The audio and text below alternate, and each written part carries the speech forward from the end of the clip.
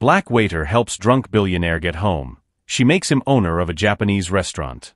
The woman fell off the bar stool like a sack of potatoes, her $3,000 Italian designer dress now soaked with spilled premium sake.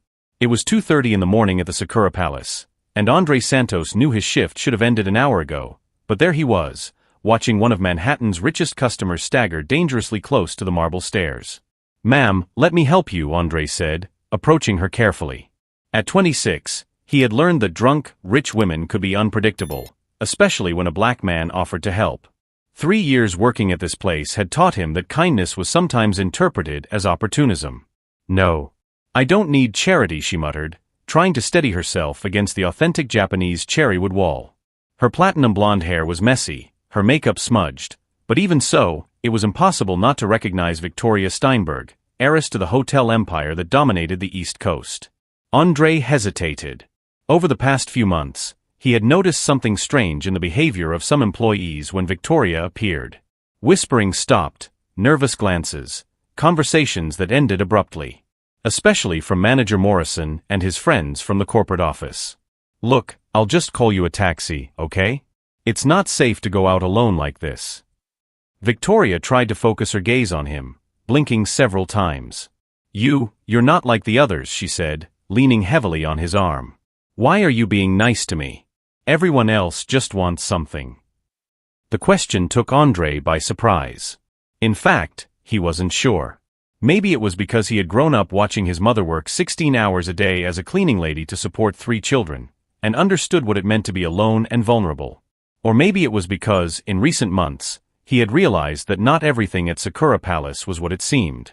As they waited for the Uber on the quiet sidewalk, Victoria muttered something about genuine people and second chances. Andre thought it was just the alcohol talking, but he mentally noted the address she was giving him, a penthouse on the Upper East Side worth more than his entire life. What he didn't realize was that the restaurant's security camera was recording every second of their interaction. The next day, Andre arrived at work expecting another routine shift at Sakura Palace. What he didn't know was that his kindness from the night before had been observed by someone much more sober than Victoria appeared to be. And that same kindness would be used against him in a way he could never have imagined. Executive Chef Hiroshi Tanaka greeted him with a strange look. "Andre, I need to talk to you in my office. Now." The tone was different, laden with a tension that Andre had rarely heard before. Andre's heart raced. In 3 years working there, he had learned that calls to the office rarely ended well for employees like him. Especially when the regional manager, James Morrison, was leaning on the desk with that smile that promised trouble. Morrison was the kind of man who used racism as a subtle tool, always careful never to say anything explicit, but making his intentions crystal clear through professional concerns and establishment standards. Andre had learned to read these codes very early in life. "Sit down," Morrison said, leafing through a folder with deliberately slow movements. "I've received some complaints about your behavior with customers. It seems you've been crossing some lines." Andre frowned. "What kind of lines?" "Harassing intoxicated clients, offering unsolicited services outside of working hours." Morrison paused dramatically, savoring each word. "Some would say you're trying to take advantage of vulnerable situations, especially with clients of Mrs. Steinberg's caliber." The accusation hit Andre like a punch in the stomach. He knew exactly which night Morrison was talking about, but the distorted version of the story left him speechless. It was like watching his own decency being twisted into something dirty and predatory. "I just helped a client get home safely," Andre said, keeping his voice steady despite his rising anger. Anyone would have done the same thing. Morrison smiled coldly, opening his briefcase to reveal printed photos from security cameras. "Of course that's what happened. The problem is, we can't have employees like you leaving room for this kind of misunderstanding. Our clientele has certain expectations about discretion and appropriate boundaries." The heavy silence that followed said it all. Andre realized that no matter how many compliments he received from clients or how impeccable his work record was, to Morrison, he would always be just another problem waiting to happen. Just another black man who had forgotten his place. "So what are you saying?" Andre asked, even though he already knew the answer. "I'm saying that maybe you should consider other career opportunities. Places more suited to your profile." But what neither of them could have imagined was that, At that very moment, across town, Victoria Steinberg was having a very different conversation with her lawyers. A conversation that would not only change Andre's life, but reveal dark secrets about Sakura Palace that had been carefully hidden for years. In fact, Victoria was much more sober that night than anyone suspected. And what she had discovered about Morrison and his hiring practices was about to explode in a way that no one at Sakura Palace would ever forget. If you've ever felt judged before you even opened your mouth, then you know that sometimes justice needs a little divine assistance. Subscribe to the channel to find out how a simple act of kindness turned into the most epic turnaround an elite restaurant has ever seen. The resignation came the following Friday, wrapped in corporate language and delivered by a nervous intern who could barely look Andre in the eye. Operating cost cuts was the official justification, but everyone knew the truth. Morrison had gotten what he wanted. Andre carefully folded the uniform he had worn for 3 years and placed it in the closet for the last time. His colleagues watched in awkward silence, some with genuine pity, others with a cowardly relief that they weren't the chosen one. Hiroshi approached discreetly and slipped an envelope into his hand. "Your tips from the last 6 months," the Japanese chef whispered. "I kept them all separate. They're rightfully yours." Walking home in the drizzling October rain, Andre called his mother. Rosa Santos was in the middle of her night shift cleaning an office building on Wall Street, but she always answered when he called. "Mom, I lost my job," he said bluntly. Rosa had taught her children that bad news didn't get any better with sugar. "Why? Did you do something wrong?" "No. I did something right." There was a pause. Rosa knew her son well enough to understand that there was a bigger story behind those words. "Come home. Let's talk about this." The 2-bedroom apartment in Queens where Andre had grown up smelled of the same mixture of detergent and strong coffee as always. Rosa arrived at 6 in the morning, still in her cleaning uniform, and found her son at the kitchen table surrounded by papers. "What's all this?" she asked, pouring coffee into 2 mismatched mugs. "I'm trying to understand something that happened at work," Andre replied, showing her the notes he had made. "Remember when you told me about that supervisor at Goldman Sachs who always made excuses to transfer you to the toughest floors?" Rosa nodded bitterly. "Thompson. 20 years cleaning offices and I never had a problem with anyone, but with him it was always something. The only difference was that I didn't bow down to him like he wanted me to." "That's exactly it. Morrison did the same thing to me, only in a more sophisticated way." Andre explained about Victoria, about the fabricated accusations, about the pattern he had begun to notice in recent months. Black and Latino employees were being reassigned or fired for minor infractions that white employees committed without consequences. "Son," Rosa said, resting her hand on his, "sometimes life puts us in a position where we have to choose between accepting injustice or fighting against it. You know which choice I've always made." Andre smiled for the first time in days. Rosa Santos had raised 3 children on her own after her husband died in a work accident. She had faced racist supervisors, condescending rich ladies, and a system that constantly tried to remind her of her place. And never, not once, had she bowed her head. "What are you going to do?" she asked. "I don't know yet. But I'm not going to pretend nothing happened." On Monday, Andre returned to Sakura Palace as a customer. He asked for a table in the corner and observed the dynamics he had never fully noticed when he was on the other side. Morrison circled the main room like a king inspecting his kingdom, stopping for whispered conversations with important white customers and completely ignoring the tables occupied by people of color. That's when he saw something interesting. Victoria Steinberg entered alone and asked for a discreet table at the bar. Morrison practically ran to greet her, all smiles and bows. But Victoria dismissed him quickly, preferring to sit in silence watching the restaurant's movement. Andre realized she was doing the same thing he was, observing, taking notes, paying attention to details that most people ignored. When their eyes met briefly, she gave him a small, almost imperceptible nod. That night, Andre received a message from an unknown number: "Coffee tomorrow at 9. Corner Deli on 72 and Columbus. We have a lot to talk about." He stayed up late thinking. 3 years working in that place had taught him that people like Victoria Steinberg didn't send messages to people like him without a very specific reason. And considering that Morrison had used her name to justify his dismissal, Andre suspected that this reason would be very interesting. In his desk drawer, He kept a small notebook where he had written down all the inconsistencies he had noticed at Sakura Palace over the months. Dates, times, strange conversations, customers who received special treatment for no apparent reason. He had never known exactly why he kept this information, but something instinctive told him that one day it would be important. Now, looking at the pages filled with his careful handwriting, Andre began to understand that perhaps it was no coincidence that Morrison was in such a hurry to get rid of him. People who pay attention to details can become inconvenient when there are secrets to hide. Each new humiliation had only strengthened something inside him that Morrison couldn't see, a silent determination that grew precisely under pressure, like a diamond being formed underground.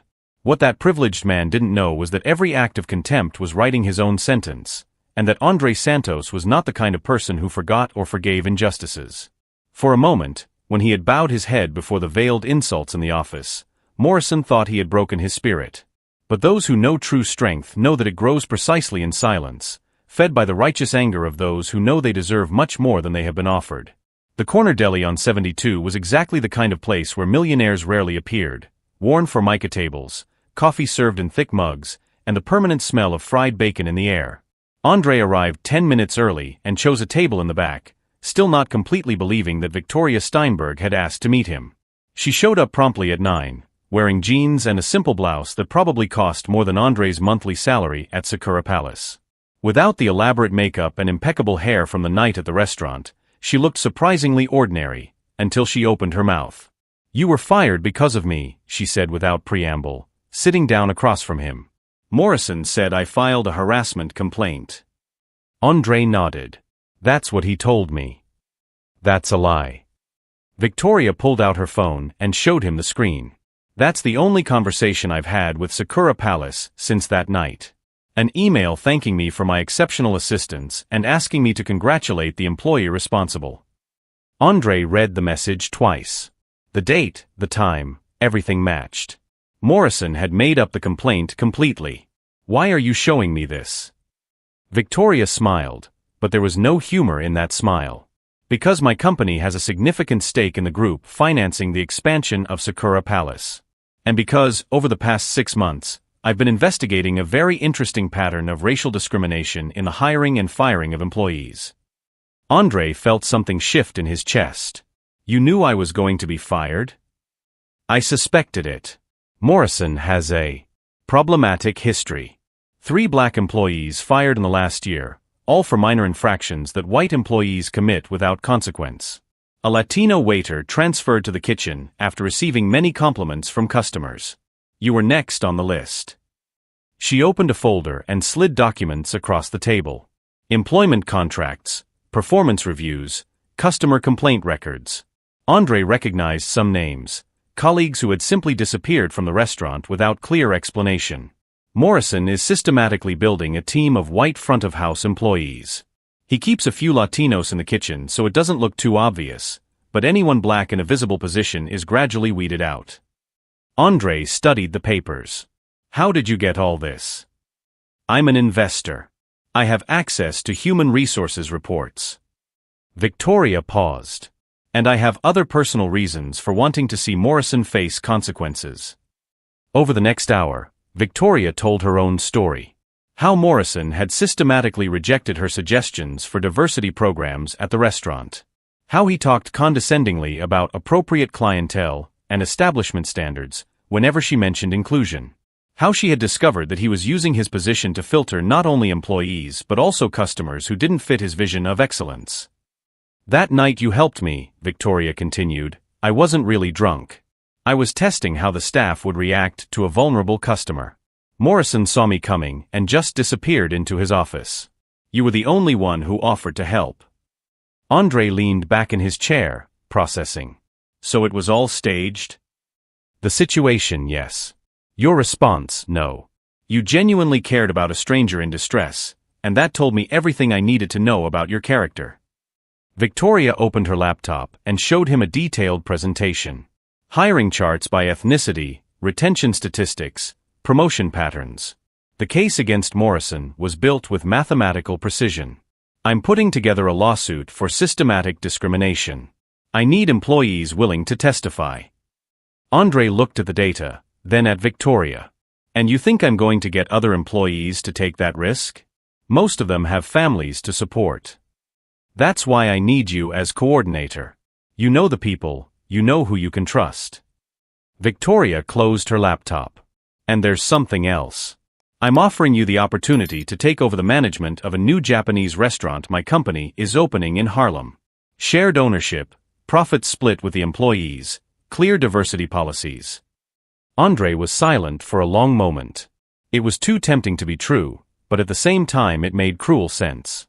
Victoria Steinberg didn't do charity, she did smart business. What's the real reason? He finally asked. Victoria smiled, this time with genuine admiration. Morrison underestimated me because I'm a woman and young. He's underestimating you because you're black and a mere waiter. People like him repeat the same mistakes of pride over and over again. Andre thought of his mother, the bills piling up, the years he had spent swallowing small and large humiliations at Sakura Palace. He thought of the colleagues who had disappeared quietly, the veiled jokes, the condescending looks. If I do this, Andre said slowly, it won't just be about getting a better job. It will be about making sure Morrison faces the full consequences of what he did. Victoria held out her hand. That's exactly why I chose you. That afternoon, Andre called 3 former colleagues at Sakura Palace. 2 agreed to meet to talk. The third, Marcus, still worked there as a kitchen assistant and was willing to secretly document the discriminatory practices that continued to take place. Over the next 2 weeks, Andre transformed into something Morrison would never have expected, a meticulous and strategic organizer. He collected statements, recorded authorized phone conversations, and photographed documents that Marcus was able to access discreetly. Each new piece of evidence revealed the systematic extent of the discrimination. Morrison wasn't just a casual racist, he was a deliberate architect of exclusion, using his power to mold Sakura Palace in his own image of superiority. Meanwhile, Morrison went about his normal routine, completely unaware that every condescending word, every discriminatory decision was being carefully documented. The arrogance that made him feel untouchable had become his greatest vulnerability. For a moment, when Morrison smiled with satisfaction at seeing yet another Latino employee being reassigned to less visible duties, he thought he had perfectly shaped his little kingdom of privilege. But those who know the true power of justice know that it grows precisely in silence, fed by the patience of those who know that the sweetest revenge is the one the enemy never sees coming. The meeting was scheduled for Monday at 10 a.m. at the Sakura Palace corporate office. Morrison arrived confident, believing it would be another routine discussion about operational efficiency with investors. What he didn't know was that Andre was sitting in a conference room upstairs, watching everything through a live video conference. Victoria entered the room accompanied by 2 lawyers and a representative from the corporate ethics board. Morrison greeted everyone with his usual fake smile, adjusting his expensive tie as if he were about to receive an award. Mr. Morrison, Victoria began, opening a thick folder, I need to discuss with you some hiring and firing standards that have come to our attention. Morrison chuckled. Sure, we're always open to optimization. I hope you've noticed how I've managed to maintain the restaurant's standards of excellence by eliminating problematic elements. The first lawyer turned on a projector. A detailed chart appeared on the screen showing the layoffs over the past 18 months. 100% of black front-of-house employees had been laid off. 80% of Latino employees had been reassigned to less visible positions. 0 white employees had been fired for similar infractions. Morrison's smile faltered slightly. Those numbers, well, statistical coincidences happen. Coincidences. Victoria pressed the remote control. The next screen showed transcripts of recorded conversations. Morrison talking about appropriate clientele and establishment standards. Morrison instructing supervisors to find infractions in specific employees. Morrison bragging about cleaning house. The color drained from Morrison's face. How did you get this? These recordings are illegal. Actually, the second lawyer replied calmly, all of them were made with the consent of at least one of the parties involved. Completely legal. Victoria continued clicking. Internal emails. Photos of human resources documents. Signed statements from former employees. And then the final bombshell, a video of Morrison in his office alone, celebrating Andre's dismissal with a champagne toast and the words "one more problem solved." Who recorded this? Morrison stammered, his hands shaking visibly. "Someone you completely underestimated," Victoria replied. "Someone who worked at this restaurant for 3 years watching, taking notes, documenting every one of your discriminatory decisions." The door to the room opened and Andre entered, carrying a box of files. Morrison stared at him as if he were seeing a ghost. "You," Morrison whispered. "Impossible. You're just a black waiter you thought would be easy to get rid of?" Andre interrupted, placing the box on the table. "You're right. I was just that. Until you taught me that people like me need to be much smarter than people like you to survive." Andre opened the box, revealing months of meticulous documentation. Every conversation recorded. Every email copied. Every witness willing to confirm your practices. You've built such a clear pattern of discrimination that even a blind jury could see it. Morrison stood up abruptly, trying to regain some control. "This is a setup. You can't prove anything. I know important people, I have connections." Victoria smiled coldly. "You had connections. Past tense. Because she glanced at her watch. Approximately 15 minutes, this meeting will be broadcast live to the local press. In 30 minutes, every current employee of Sakura Palace will receive copies of all of this documentation. And in 1 hour, the corporate board will vote to fire you for cause." Morrison's face was now completely red, sweat pouring down his forehead. "You can't do this to me. I built this place. I maintained the standards." "The standards you maintained," Andre said, his voice calm but firm, "were standards of hatred, exclusion, and abuse of power. You built nothing. You only destroyed people who were better than you in every way."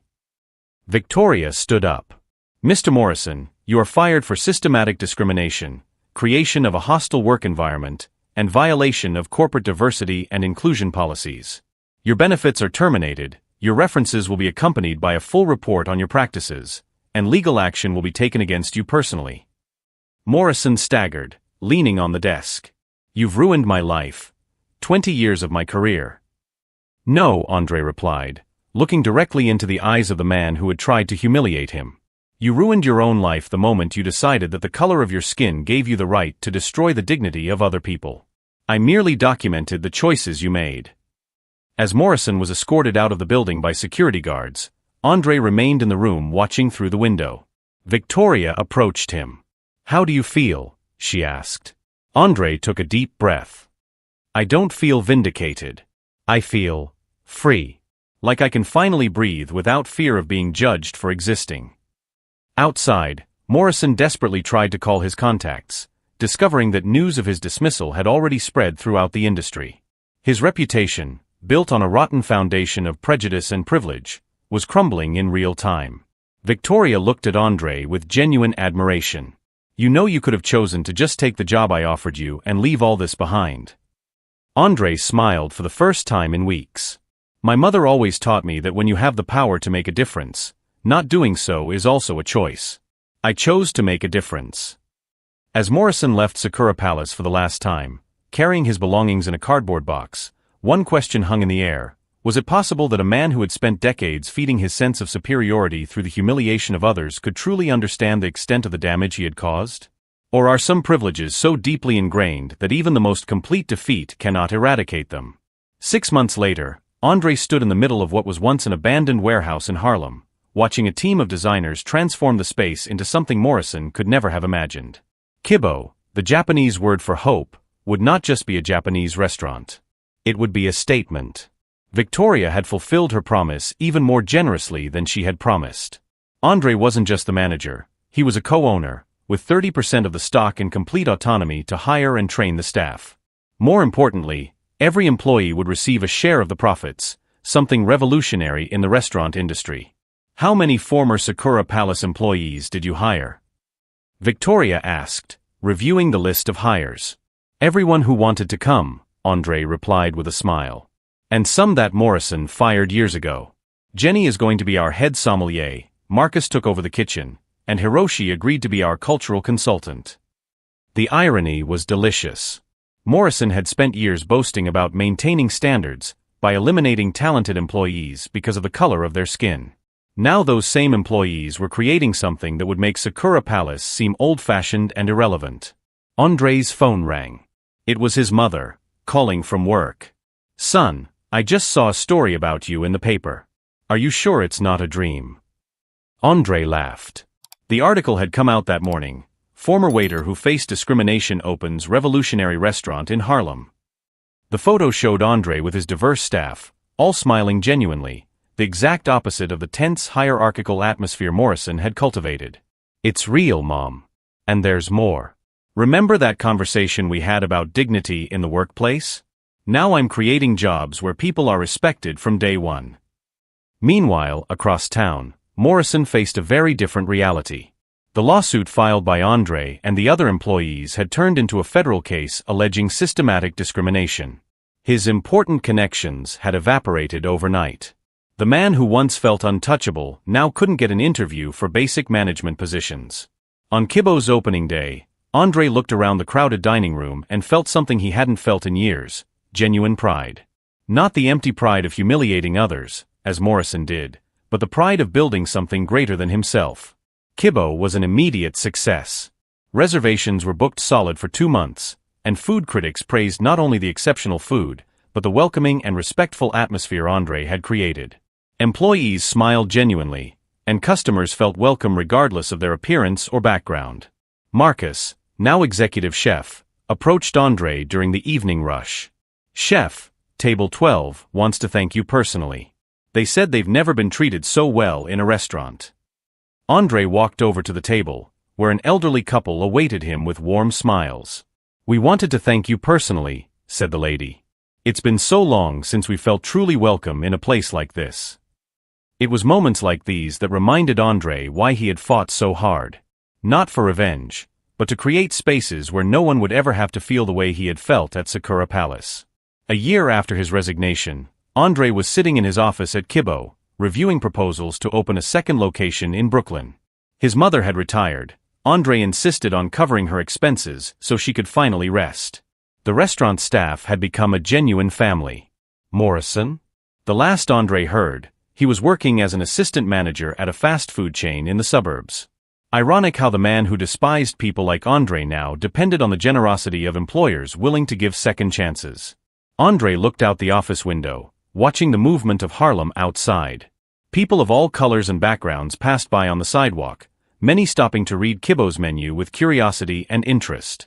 It was exactly the community Morrison had tried to exclude, and now they were the foundation of Andre's success.